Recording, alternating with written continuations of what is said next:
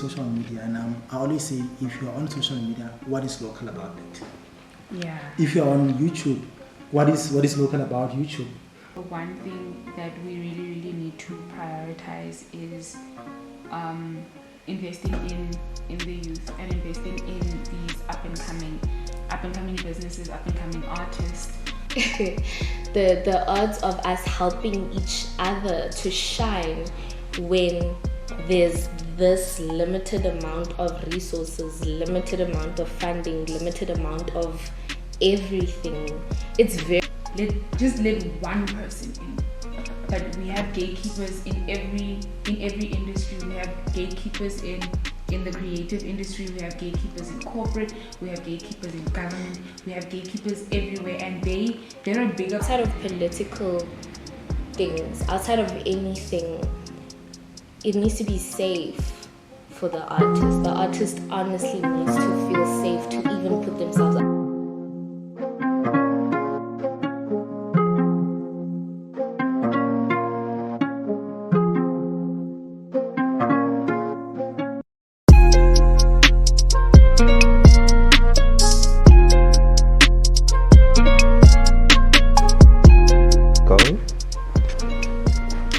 In a world with so many voices, how do you find an expression for your authenticity? I don't know. I'm interested to hear your thoughts on this. I'm joined by two beautiful ladies here, Lesego and Bakana, and we'll talk about finding an expression or a platform to be who you want to be. Ladies, welcome to our voice. Thank you for having us. Thank you for having us. Yes, so the platform is called Our Voice because people these days, they need a platform to be who they are or to promote themselves, especially in the Northern Cape where there aren't a lot of platforms or media houses to help promote and elevate voices locally. So you find that there's greatness here, but it's hidden. So how do we unearth these voices, this talent, this art, this entrepreneurs? Because we are basically a platform of entrepreneurs, movers and shakers, trailblazers, and people who are doing well in the community. Sometimes they're hidden in these low corners. How do we bring them from the periphery to the center stage so that they can be celebrated? I think the one thing that we really need to prioritize is investing in the youth and investing in these up and coming businesses, up and coming artists. And I mean artists in the broad sense: your musicians, your producers, your actors, your singers, those ones. I want to say give money to them. They are on Instagram. I don't have a platform, but I have an Instagram account. I am on Facebook. You can see where I'll be performing and things like that. But unfortunately, when say Diamonds and Dwellings happens, you bring Judith Sipuma, whereas there's somebody in Stock in Ritswelele, who can come and perform and who's willing to perform for, I don't want to say for a lower fee, but that is the way that it is. They're willing to perform for a lower fee, and all that they need is just a stage, just somewhere where somebody can see them, where someone can watch them perform and show their art. Another thing is about the issue of quality. People often think that when you are local, you're not there yet. And I always say, you mentioned in social media, and I always say, if you're on social media, what is local about it? Yeah. If you're on YouTube, what is local about YouTube? Right. So it's just about utilizing these platforms to to get yourself where you want to get. But another challenge is the issue of education, because as much as these platforms are here, the online space is a cluttered space. It's like you need someone to hold your hand to tell you how do you monetize, to say how do you turn a normal profile into a business profile or account, things like that. And sometimes it's so overwhelming that people tend to just leave it, edit it as it is, and not truly get involved. So how do we help really businesses and local artists and people who are doing that stuff that is amazing to get a platform to get recognized? You see, Johnny platform is there, Okay. I know that you are big on social media. As you were coming here, she was already doing the things for Instagram. And there's a reason for this, guys, because exactly like Tepo was saying, there isn't a lot of support in real life. I have no other choice but to exist on my iCloud and on my little bubble for the right person to find me, for me to attract the right people for me. Because I don't know, I think we're sensing there's a lack of community, let me say that. You know, like you're saying, it's a cluttered space on social media. I don't know. I'm a goggle, so I see things from a very different kind of view. But we aren't holding space for each other. Let me tell you that we have a lot of scarcity mindset.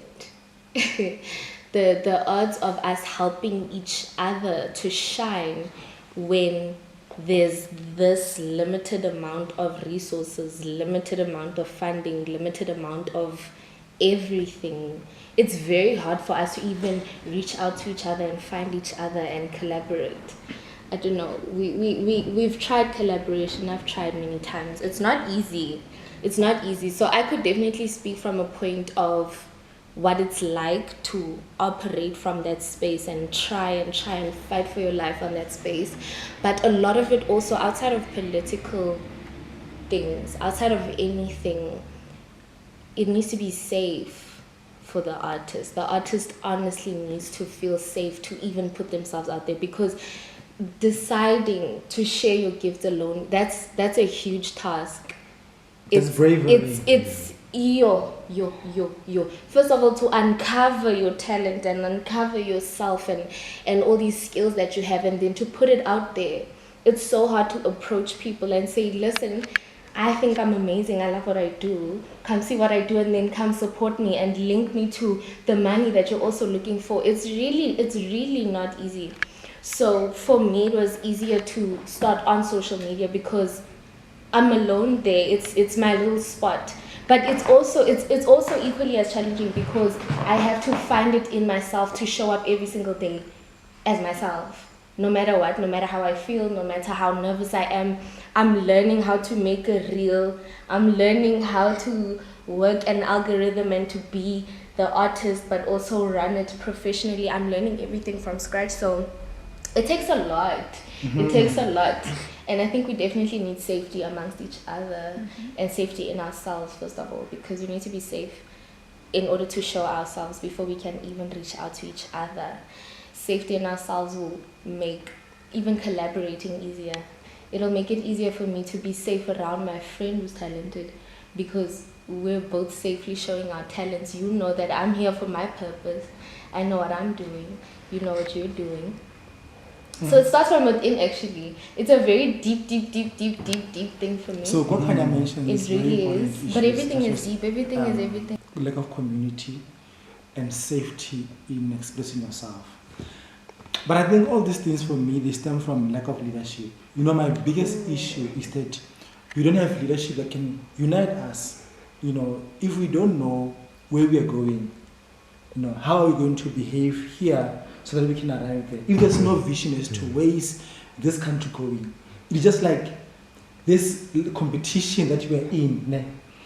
Like men against women, women against men, and blacks, whites, all this. If we knew that this is where South Africa is going, né? The vision was going to help us clarify as to what is our role in this grand vision. We will know that we have 9 provinces, we have women, we have men. Not that you're going to play a role because of your gender. You're going to play a role because of your purpose, your skill, your talent, your contribution. That is what it takes where you get to occupy a space, right? So now without a leader helping us to, you know, understand that, like you say, discovering your gift, your talent, who you are, it is not an easy thing. So the lack of leadership for me is at the center of the confusion, because everything falls and rises on leadership. if we knew really where we're going, we'll know, okay, this province is reaching this, the strength is this is how it can contribute in achieving the goal or the objective. If we knew, and then we know that the young people have time, they have energy, they're talented, this is how they can contribute in this thing. Now we still have this battle about old people in parliament, young people are like, when are we coming in? Because you guys are 60, 70, but you're still wanting to hold on to those positions.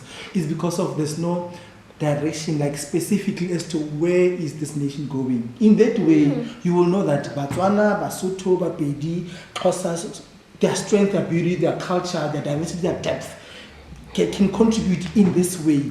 Because this way we are going. Now, because we've not determined and discovered that and seen how they can make this country a great nation, we now use our differences against each other. That's my 2 cents. But let's now talk about the fact that South Africa is a rich country. You mentioned scarcity mindset, but it's just a mindset. But really, this country is one of the best. As I was coming here, I saw a tweet or something that says there are 80,000 Ethiopians who migrate to South Africa on an annual basis. That's just one nation. So, if South Africa was really poor, to South Africa, will there be so many people wanting to come and stay here? You see, the thing is that I really don't want to be controversial, but I'm going to say this as bluntly as it comes to my mind. South Africans, we don't know how good we have it here. 1. Second of all, we genuinely don't have respect for our environment. We don't have respect for our resources. We don't have respect for our gifts ourselves. Because if you know and you respected the gift that you have, there's no way that you're going to drink every single weekend. When you get paid on the 1st, you're broke by the 5th. Those are the kinds of things that unfortunately, now when our brothers come from other African countries and they come here, they see what you do as a South African, and then they see that you're above opening a spaza shop, unfortunately. But then again, also they threaten us when we open spaza shops, but that's a different story. It's true though. Sometimes you're above working at a spaza shop, you're above this, you're above that, and then they come and then they do it because they know how good it is. So, okay, go on. It's true to lack of community, because if you were a community, if we had leaders who can unite us, not polarize South Africa and make us so scattered that you just don't know which piece you are in this big thing. We will really know how to navigate our way into this thing. But now, taking it back to the issue of artists, there's an entrepreneurs, the opportunities, guys. As we say, our country is abundant. There's abundance here. The opportunities here, but they don't get to reach the people that they're supposed to reach, because there are people who are like, there are people who are, imagine, sitting in a portfolio, in a position, whose beneficiaries are languishing in drugs, but you are the person supposed to be making sure that and people get to benefit from what you do. And all that it takes for that to be done is for you to open the door. You don't even have to open it wide, just open it a little bit. Let one person in. But we have gatekeepers in every industry. We have gatekeepers in the creative industry, we have gatekeepers in corporate, we have gatekeepers in government, we have gatekeepers everywhere, and they're a bigger problem than what we actually are mindful of. Because a gatekeeper in the creative space stops the creative from reaching their audience, stops the audience from consuming new types of art and new things, and then stops could stop an entire movement from being birthed. Because imagine if somebody had gatekept Beyonce, we would not have revolutionized music releases in 2014. We would not have so many of the new girlies today bringing their all the way that they do had someone gatekept Beyonce, or had somebody like stopped her from, which they actually tried. But do you understand that? Yes, I get you. So also now another issue, and that's why now we have this platform called is that another issue is that now we're living in a province that is very scattered, geographically big. It's so difficult to speak to DR, to Upington, to Kimberley, to Mahareng, to Richie, to post back all at the same time because of it is so scattered. And that is why we thought, let's have a platform called Our Voice so that we can, get your views. We can have movers and shakers, we can have entrepreneurs, we can have people who are doing amazing things in the community. Get a platform to have a conversation like this. So if you know someone also who is doing good things, who is inspirational, we'd like to have a conversation with them. Kokhanya, myself, and Lesoko, we'd like to bring you on board. We're going to bring you on. We're going to plug you. Yes. It's going to be plugged. Our voice is where it's at. Absolutely. Come let your voice be heard. Yeah.